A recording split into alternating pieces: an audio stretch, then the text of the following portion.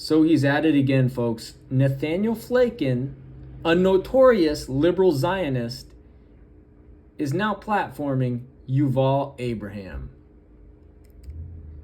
And now, who is Yuval Abraham?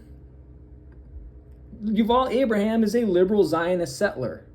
Okay? This man is from Yemen. He now lives in stolen Palestinian lands of Qudus. He was born into a middle-class Zionist settler family. Part of his family is from Yemen. The other part of him is from Italy. Okay? Again, this man, Yuval Abraham, is a Zionist settler. And now he's trying to force Palestinians to normalize him as a settler.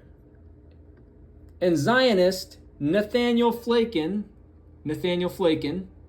so you know this article is written by Nathaniel Flakin, and I'm not making stuff up, is running cover for a Zionist settler. And the Good Shepherd Collective has had many things to say on Yuval Abraham. And we're also going to get into Nathaniel Flakin's record of normalizing settler colonialism and normalizing Zionist settlers, because he has quite the long record of that. Let's take a listen. In this campaign, and if we could disrupt even a sliver of the funds coming into these organizations every year, that would have a material disruption on the ground tomorrow, because some of these organizations, like Regavim is a good one to name because it was co-founded by Bezalel Smotrich, who listeners might have heard of. You know, he's a Knesset member now, says some of the most vile things you're going to hear or read. And so, yeah, the organizations like Regavim, you know, are bringing these vulnerable Palestinian communities to court to destroy their homes, to displace them forcibly from their lands, to encourage the state to do that more aggressively, to destroy access to things like solar panels, wells, trees, you know, the most basic needs. And we were just trying to show like how direct folks could be in disrupting this violence. And I think that it doesn't have to be through that campaign. Right now, that campaign's sort of taken a back seat in the sense that we can't be Oh, thank you. Thanks, Jen. You know, of course, the focus is on Gaza right now, and it's important that it is. But folks can sort of look at this campaign and see how they can do it in their own local area and have a really powerful impact beyond even the organizations that we name here. But I think another big part of it was to try to show folks that we need to move away from campaigns that are symbolic, campaigns that leave us with victories that are sort of like, okay, well, now we can say this, or, you know, we can do this without actually disrupting the process of colonization that's happening on the ground against the most vulnerable people here, right? That folks should move toward things that are winnable and impactful, so that Palestinians who are the most vulnerable can feel the, you know, results of that success. So I just wanted to bring that up as one example, but that's also a shift that we've tried to do over the last few months of trying to, I mean, more than that, but, you know, specifically trying to encourage folks about how they can get in the way of the genocide machine and try to stop some of what's happening. Yeah, I don't know if you wanted to add anything onto that, Banna, but I just say, like, I've seen a little bit more of that since October 7th, where I have seen people in the US being a little bit more conscious of like, oh, these people are hosting a fundraiser for the IOF, or these people are hosting a fundraiser for an organization that builds settlements, or, you know, and so like, I appreciate that work that you all have done. And I think folks should definitely check out that report and of course, check out the resources on your website. But I think that, you know, that is going on, and, you know, it's good to see more folks kind of starting to make those connections and realizing that there are places that are ways that they can act locally, whether it's through divestment campaigns at universities, or, you know, what kind of exchange programs does their local sheriff's department or city hall or police department or whatever engage in that are ways that actually you can limit the flow, the flow of millions and millions and really billions if we think on an, if we're thinking in terms of all the money that the US government and corporations and stuff like that send into Israel. I think that's extremely important, as we're also seeing, I think that, this is under discussed in the US left, but this war has been also very difficult for Israel to wage. And if it didn't have the United States just funneling so many weapons, so much money, they wouldn't have been able to do what they've done. I think that people need to really understand that like if you're horrified by the tens of thousands of people that have been killed, the tens of thousands of children that have been killed as well, like there are very material ways that we can work and we can think strategically on a local level about what those are. And so I appreciate you all like kind of pointing that out and lifting that up.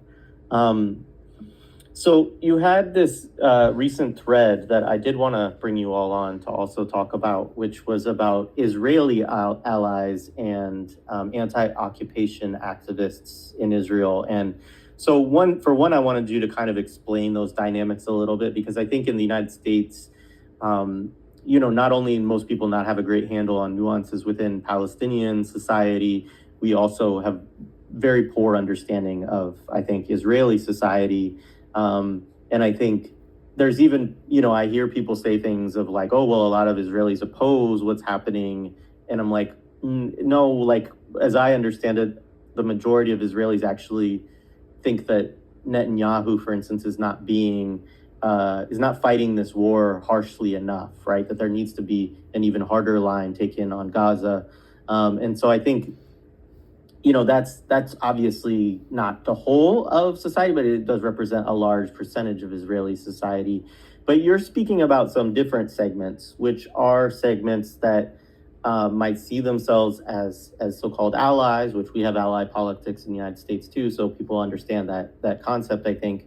And so, yes, say a little bit about kind of what you were directly addressing, and also just help people understand a little bit about kind of who these people are, how significant are they within Israeli society as well? Yeah, I wanted to say thanks so much for this question, Jared, because I think we can't say enough about it. I think it's really important. And I think we kind of started to get into it a little bit in the last interview, but I'm always happy to talk about it because it's such a prevalent problem. So just like first, because you brought up the bit about there's a large percentage of Israeli society that approves of what's going on or wants it to be even more aggressive. So I got some statistics up. There was a poll in January. At the time, the official number of martyrs that was being reported was 25,000. 88% of Jewish Israelis polled in January believe that the number of deaths is justified. And then in February, there was a poll by the Israel Democracy Institute in which 63% of the respondents opposed a proposal for the state to agree in principle to the establishment of an independent, demilitarized Palestinian state. So I'm not going to go into what even we could imagine would be an independent, demilitarized Palestinian state at this point, or what, Israelis might imagine that to be. But I think it's really important because I think there are folks that believe like, oh, Netanyahu is this fringe, violent, horrible person. And so are the people we named like Smotrich and Ben Gvir. And yeah, we can see how Israelis really think because they show us all the time. And I think they don't just show us all the time in these kinds of polls, right? I mean, one of the things that I think even for me and people around me that was surprising maybe is kind of realizing how deeply entrenched all Israelis are, in their connections to the genocide machine that's ongoing. Because even if you yourself, obviously not you, but even if an Israeli themselves is not, in Gaza or part of the machinery or in the military, everyone has a family member who is in the military, was in the military, they were in the military, or in another way in civil society, they're supporting what's happening. So even for the folks who we might consider like the fringe left, there are all of these structural connections and folks that are not going out of their way to distance themselves from that, to condemn that, to express, aggressively, or, I don't want to say aggressively, but to express very clearly their opposition to that, are not, are not opposed to it in practice. So I think that's just like important to say. But the threat itself was in response to a really long post by an Israeli journalist who's reached some prominence before October 7th, but especially in the last few months, about, it was on I think it was on the 7th. And so they were reflecting on what's happened since then, and like started off by making it about themselves and the people they knew who had been personally affected and condemning Palestinian armed resistance. And we're 6 months into a genocide. I think the number is like 34,000 Palestinian martyrs at this point that's confirmed. We know thousands more that just haven't made it to a hospital. Bodies haven't been discovered. I think a lot of people were really upset by the framing to begin with, but also this equation of Palestinian resistance and Israeli genocide was just really jarring. And so sort of the background behind that is that there's this idea that there are Israeli leftists or Israeli non-Zionists or anti-occupation activists or whatever. And it's not just here, but because you said a lot of folks aren't familiar with the context, I think it's important to talk about here. And it's also not just Israelis. I mean, we're using the term Israeli loosely because it includes Americans and, other Westerners, mostly Americans, Canadians, people from the UK, Australia, who come here and take citizenship, right? Like yesterday, and now they're Israelis today. That are part of this like mechanism of peace building and solidarity and co-resistance on the ground. And in principle, like they might provide some material value, right? In terms of journalism about villages that are going to be displaced or are displaced, about settler violence. Of course, they always differentiate between what is settler violence in the West Bank and themselves, who reside in stolen Palestinian homes in Haifa, in Tel Aviv, in Jerusalem. And so they create this binary of like good Israeli, bad Israeli, which we talked about in that Ebb article. That I can be a settler and at the same time be on the side of Palestinians and not address any of the material resources that I'm personally benefiting from through theft, that my family has been benefiting from through violence. And there are a number of organizations. So like just to name some of these organizations, there are organizations on the ground like the Center for Jewish Nonviolence, like Achvat Amim, but there are other like normalization organizations that benefit from these interactions, like Combatants for Peace, Seeds of Peace. I'm trying to think if there are any others that I really want to name at this moment. I'm sure they'll come to me. But so, there's a whole like funding scheme around these folks, and they're always engaged in normalization, and they're always peace now. Thank you, Benna. Peace now. And they're B'Tselem, and they're always engaged in this like funding scheme where they have to have Palestinians, right? Because they're peace organizations, so they have to have Palestinians. They find vulnerable Palestinians who they can, who are willing to say things for protection, for funding, for all of these different material resources. And then they get to, come online and have clout or, publish articles, and they build their brand off of these connections. A lot of these journalists who benefit from this role as like Israeli leftist or whatever, and get to travel and get to make a lot of money and get to make documentaries and get to, have their name in fancy magazines and newspapers. They're only able to do that because they are associated with Palestinians, right? And so they create. We have many, many examples of this. Ilan Pappé, Miko Peled, who else is another example? Yoav Litvin, Yuval Abraham. Many examples of these Zionists that make their names and their careers off of Palestinians while they have Palestinian blood on their hands.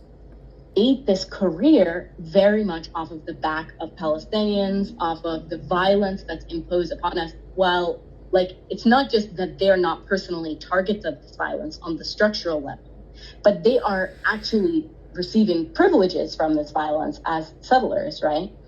And so they build these careers, and then they build this clout, and then they go on to say things like this. And it's not just this journalist, I'll just say his name, Yuval Abraham, who made this tweet, but it's a number of people, and it's not just Israelis. Because other organizations in the United States and the UK, for example, if not now, Breaking the Silence is another good one.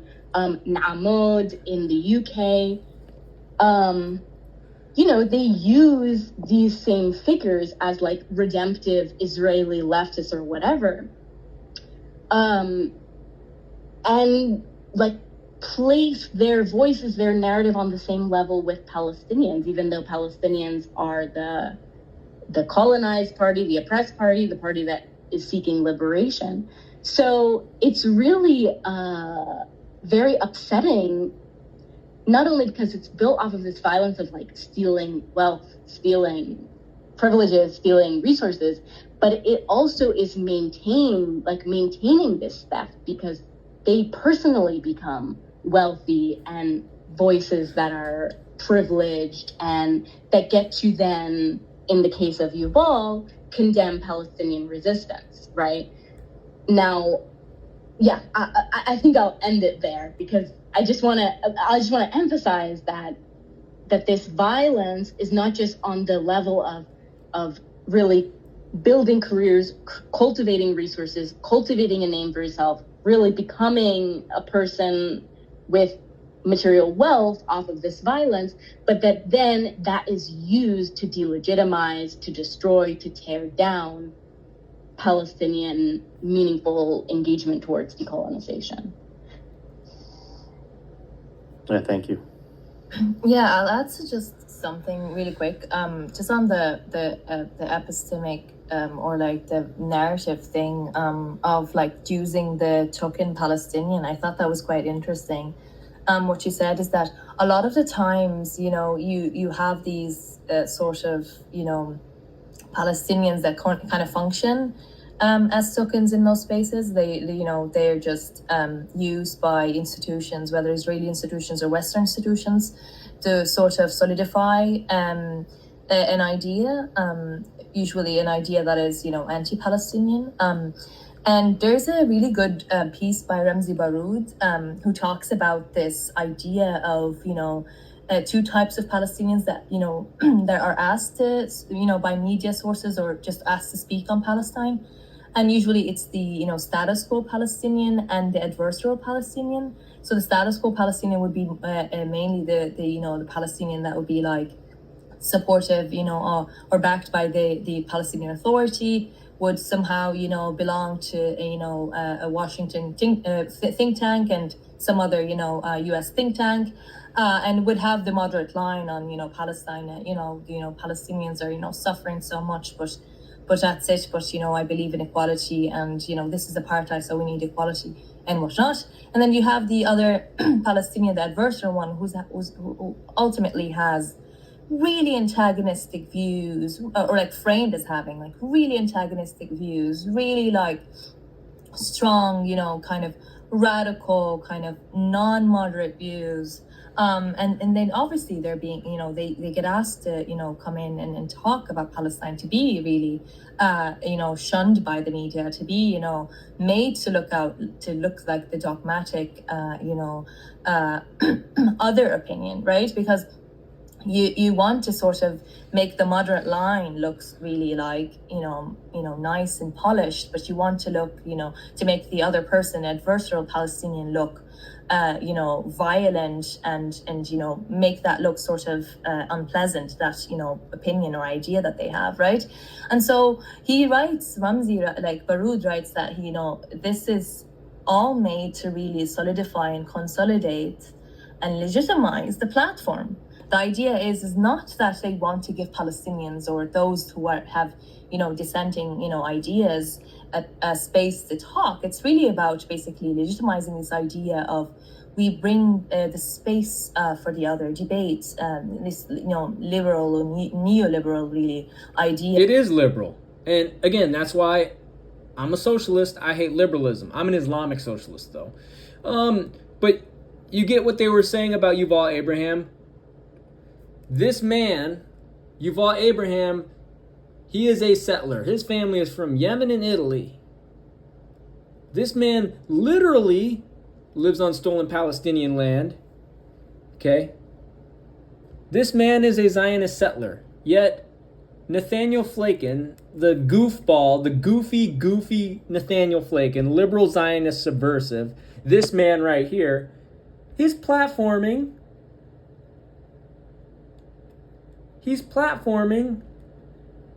Zionist settler Yuval Abraham. And this isn't the first time that Zionist Nathaniel Flakin has platformed and normalized Zionist settler colonialism. This isn't the first time that Nathaniel Flakin has platformed a Zionist. And notice that Abraham writes for Zionist propaganda outfit 972. And that's one of the many reasons he is being platformed by this Zionist goofball Nathaniel Flakin, who has a long history of Zionist normalization.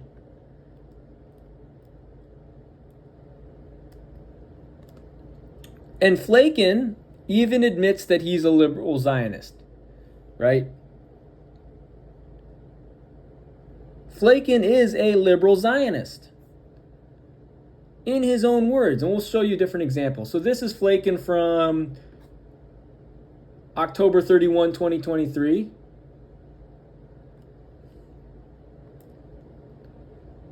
This is what Flakin says. Anti-Zionist Jews, both before and after the state of the creation of the Zionist entity, realized that for Jewish life in the region to have any kind of future, there must be an end to permanent war, occupation, and apartheid. Man doesn't even address settler colonialism. He doesn't even address settler colonialism. You have Left Voice, the Zionist publication that platforms Deror Dayan, who's a Zionist settler, is platforming this liberal Zionist, Nathaniel Flakin, who doesn't even mention settler colonialism. Notice how he doesn't even mention settler colonialism, and he runs cover for Zionist settlers. Otherwise, Zionist settlers will sooner or later face the same fate of the Pieds Noirs, the French settlers in Algeria, forced to emigrate after independence. Again, that will happen. Zionist settlers must be extradited to their countries of origin. Zionist settlers must be extradited to their countries of origin.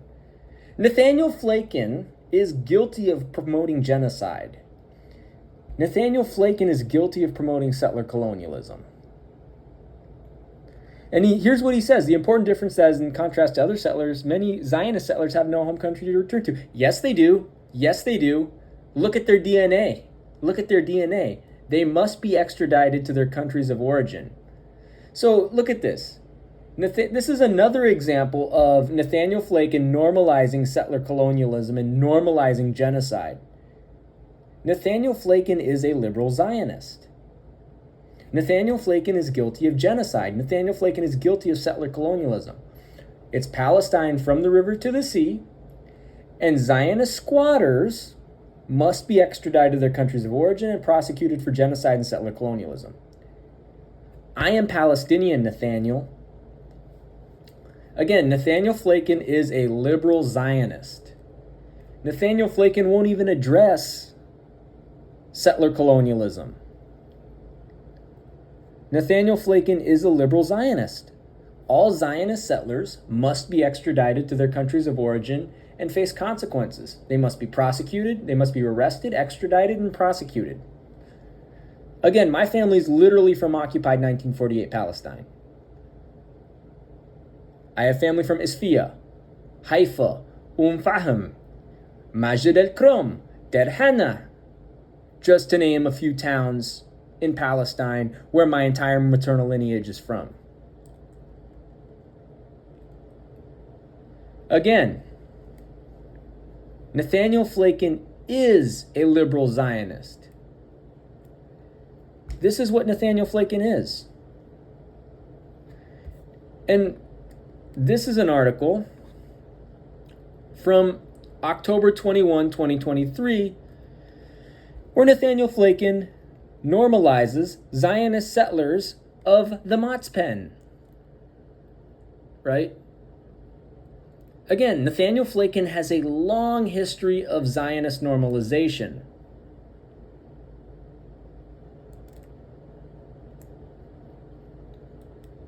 And he talks about the Matzpen. The Matzpen was a Zionist settler organization. And the fact that Flakin is running cover for them shows you that Flakin is a liberal Zionist. And then he talks about the Zionist Black Panthers, who were Zionist settlers from Northern Africa and Western Asia. And he runs cover for them. And then he talks about Matzpen collaboration with the PLO and DLFP. Again, this man, Flakin, is a Zionist grifter. And now this is so cringe. This is so cringe. So now Flakin is running cover for Zionist settler. He claims there are many anti-Zionist settlers in occupied 1948 Palestine. And that's actually blatantly false. Anyone who is a settler is a settler. Anyone who is a settler is a Zionist. Anyone who is a settler must be extradited to their countries of origin. And he talks about an anti-apartheid bloc. This man doesn't even mention the word settler colonialism. Demanding democracy. Now, what about national liberation for Palestine? Oh, that goes against Nathaniel Flakin's agenda. Nathaniel Flakin is a liberal Zionist. Nathaniel Flakin is a liberal Zionist. All Zionist settlers are settlers. All Zionist settlers must be extradited to their countries of origin. They must be arrested, they must be extradited, and they must be prosecuted. Why? Because they're guilty of settler colonialism and they're guilty of genocide. And so here's the thing. Flakin has a long history of normalizing settler colonialism, Zionism, and genocide. Right?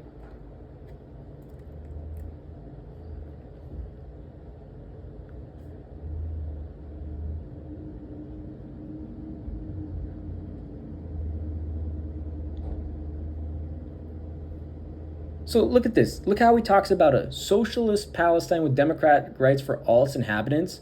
No, it's a Palestine for Palestinians from the river to the sea. Settlers must be extradited to their countries of origin. Okay? Settlers must be extradited to their countries of origin. It's Palestine for Palestinians. I'm Palestinian. Nathaniel Flakin is Russian and German. This man is Russian and German. This man is a Zionist settler. This man has a long history of normalizing settler colonialism, normalizing settlers, and normalizing Zionism. This man, Nathaniel Flakin, has a long history of Zionist normalization. And I'm a Palestinian from occupied 1948 Palestine. Flakin is a German Jew. Flakin is a liberal Zionist. Flakin runs cover for liberal Zionists. It's Palestine from the river to the sea. Zionist settlers must be extradited to their countries of origin. Right? So again, Flakin has a long history of running cover for Zionist settlers, normalization of Zionism, movement gatekeeping, and he never talks about settler colonialism. He only talks about occupation and apartheid. So that being said, I think Flakin should be arrested. I think Flakin should be prosecuted for promoting genocide, promoting settler colonialism. I think Flakin should be put in prison.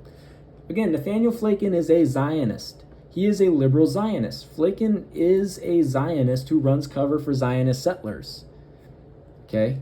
It's Palestine from the river to the sea. Settlers must be extradited to their countries of origin and prosecuted for genocide and settler colonialism.